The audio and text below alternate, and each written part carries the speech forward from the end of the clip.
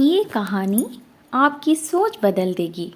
एक राजा ने अपने सैनिकों को सड़क के बीच में एक बड़ी चट्टान रखने के लिए कहा।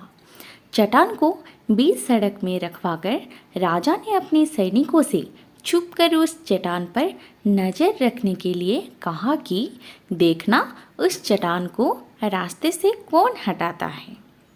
लोग उस जगह पर आते रहे और जाते रहे, लेकिन किसी ने भी उस चट्टान को रास्ते से हटाने की कोशिश नहीं की। उस चट्टान के पास से लोगों के गुजरने वालों में राजा के कुछ करीबी लोग और शहर के बड़े व्यापारी भी शामिल थे, और उनमें से कुछ लोग तो राजा को ही कोसने लगते कि क्या राजा इस चट्टान को भी रास्ते से नहीं हटवा सकता। लेकिन किसी ने भी उस चट्टान को रास्ते से हटाने का प्रयास नहीं किया। ऐसा काफ़ी दिनों तक चलता रहा।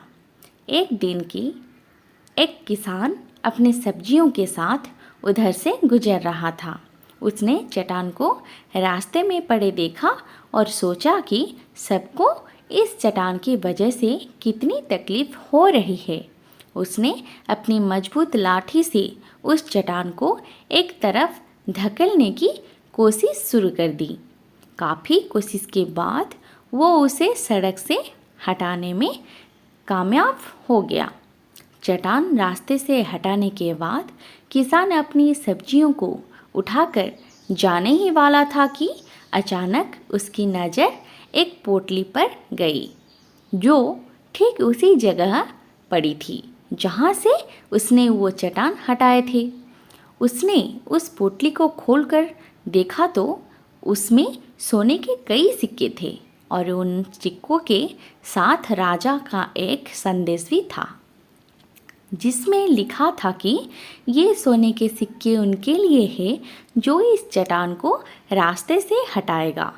दोस्तों, बिल्कुल ठीक इसी तरह हम सबके लाइफ में भी कई परेशानियां आती है। कुछ लोग उन परेशानियों से बचकर निकल जाते हैं और कुछ रास्ता बदल देते हैं, और चंद लोग ठान लेते हैं उन परेशानियों का हल लेने के लिए।